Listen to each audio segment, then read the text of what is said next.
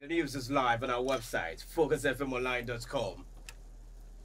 Now, coming up at 4 p.m. today, TESCON-KNUST started your voting process afresh and cancelled the earlier process which started at 10 a.m.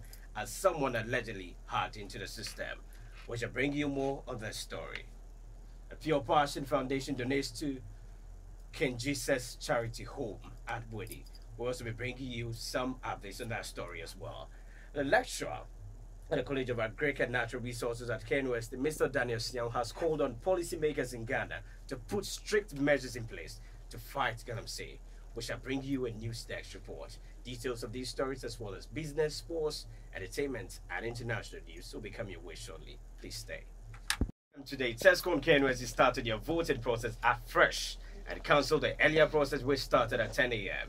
as someone allegedly hacked into the system.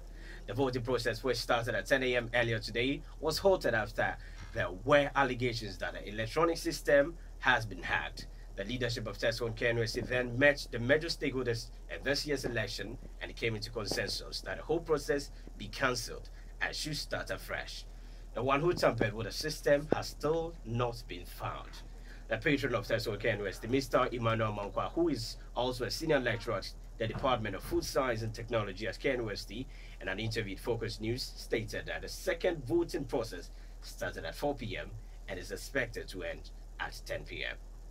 KNUST Pure Passion Foundation visited King Jesus Charity Home at Buedi to provide hepatitis B vaccinations to the children and adults working there. Several medical volunteers from different hospitals around Kumasi, headed by Dr. Felix Osei Boatin of Komfanoji Teaching Hospital, came to administer the vaccinations. The foreign volunteers of Pure Passion Foundation from Germany and the USA also came and assisted with the registration of the patients. So a total of 62 patients were vaccinated. The event took place on April 22, 2017. So Pure Passion Foundation is an organization dedicated to promoting health and quality education in Ghana through societal projects for clinics, remote communities, physically challenged homes, and rural schools, among others. They offer various projects for foreign volunteers in areas such as medical care, education, tourism, journalism, agriculture, entrepreneurship, environment, and working with orphans, disabled persons, and academic institutions. Right, so that is it. But my colleague Kim Lumbao was at King Jesus Charity Home at Bwedi, and so Kim, you were there. Tell us, how was the atmosphere like? Well, we went there early in the morning on Saturday, and there were already a lot of children there just hanging around and waiting for the vaccinations. Right, so what was the reaction? How was it like? Well, actually, this is like the second batch of three because for hepatitis B, you have to get three shots. So we already did the first batch last month, so this is the second batch. So they're basically the same people who came last time. Well, the children are, especially the small children, they're very afraid of the shot. So some of them were crying, and you have to help them get the shot somehow, or you have to hold them so that they won't run away. But I think overall, a lot of people were happy to get it, especially the adults. We also gave shots to the adults who were working around the orphanage. And so, approximately, how many people benefited from it? On that day, we had 62 people in total who received vaccinations. In the first batch, we had 88 people who came, so there are a few who weren't able to make it that day. So either they will have to go directly to the hospital to receive their second batch, their second shot, or maybe the hospital will arrange another day when they will come. Right. For those people. All right. So you made a point that was the second time yes. they were going there. And so was the company that donated it? Is it that they have been donating to other areas, or the charity home that we're talking about was the only area they donated? According to the doctor, he says that they have been doing this kind of activity for about 2 years already, and they have visited several communities like in the western region, and also some churches, different kinds of churches like Assemblies of God, Pentecost, Catholic, and so on. Yeah, so they have actually been working on this kind of activity for 2 years now. But for this specific charity home in Buadi, it's our second visit. Right. And they will make another visit 6 months from now to administer the third vaccine. Right. And so is the focus on hepatitis B or other ones also included? For at least this current activity, we're focusing on hepatitis B. Right. Thanks so much, Kim Lumbao. She's my colleague at Focus FM. She was on the grounds as well at the King Jesus Charity Home at Boydie. Thanks so much.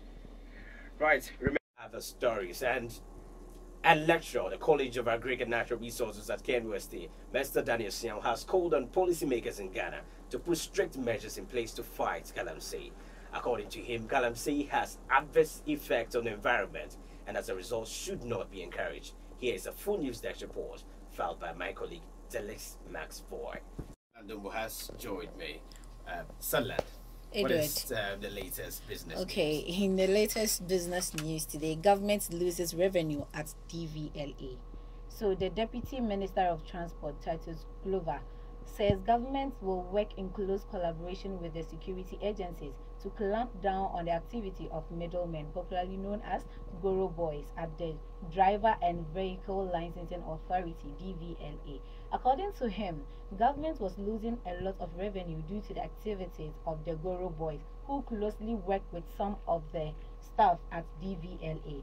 Mr. Glover, who disclosed this during a working visit to DVLA operational offices at Wager N37 in Accra, said government is losing millions of cedis through the activities of these Goro Boys at the DVLA. We are going to chase them out with support of the security services.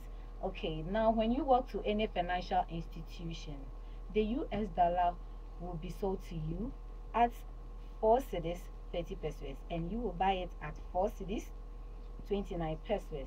The British pound is 5 cedis 35 pesos, and it's selling at 5 cedis 36 pesos.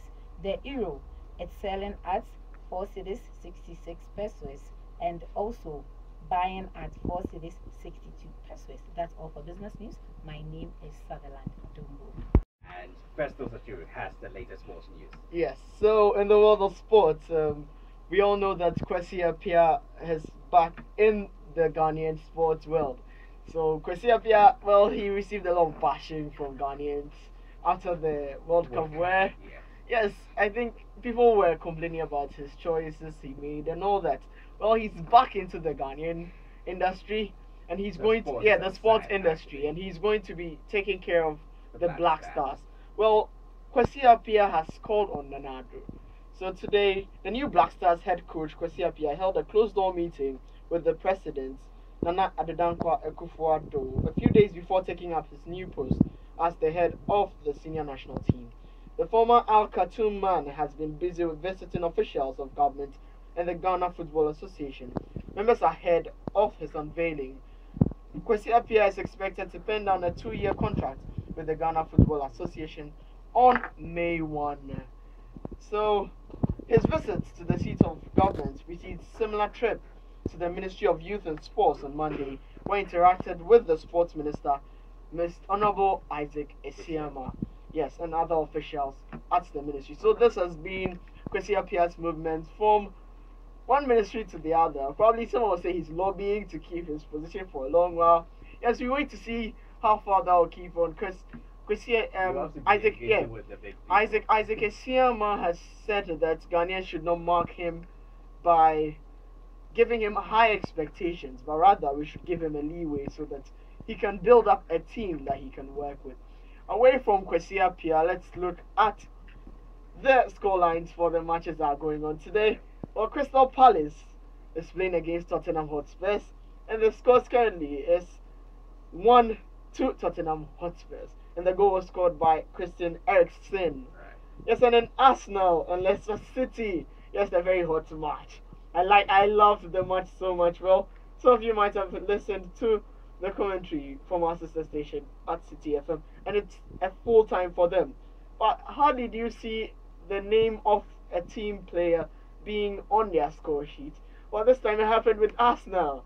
Robert Huth scored an own goal to give Leicester City ahead against Arsenal. And Middlesbrough has won against Sutherland, and we have Barcelona beating Osasuna by 7 goals to 1.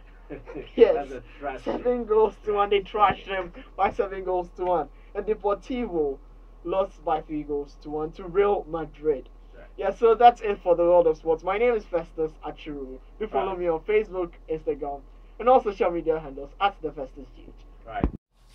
Alright, thanks Edward. From our world of entertainment, we have gospel artist Nana Osei, popularly known as Nasi. He's going to release tomorrow a single album entitled Boys Boys. And in this single, he's featuring Guru, who is known to produce secular music. So we are just wondering how that is going to turn out. All we can say is we're waiting in earnest to see what this song has for us. Trending on Twitter, we have Shatawale. Shatawale has been trending at number 18 on Twitter. And some reasons why he may be trending is because of his song Taking Over. Because a fan tweets, Shatawale Taking Over has no size. It's really taking over. Another reason why he may be trending is because of his bio on Twitter, which says, most influential artist in Ghana. No long talk. Well, not everybody agrees with him because a fan says, who told Shatawale he's the most influential artist in Ghana? You're all deceitful. And now, Ghanaian actress Emilia Brobe has been in the scene for some time with her new look, which she released on Instagram on the 16th of April. Now we're asking girls on campus. Her new look is actually a cut hair, very beautifully cut hair. And we are asking girls on campus, would they really want to cut their hair for a really good look? South Africa is in for a rough ride as African National Congress prepares to choose President Jacob Zuma's successor. His critics want him to resign or be dismissed well before the next election in 2019, either through a vote of no confidence in Parliament or with ANC action. But the party of struggle is protecting a president who is clinching on despite corruption scandals, criticisms from the Constitutional Court, and street protests demanding he must fall. And so that's the story there, and it has to do with South Africa's president, Jacob Zuma. And that's how we end the news. My name is Edward Paul Malfoy. Before we go, let's take a quick look at the stories that made headlines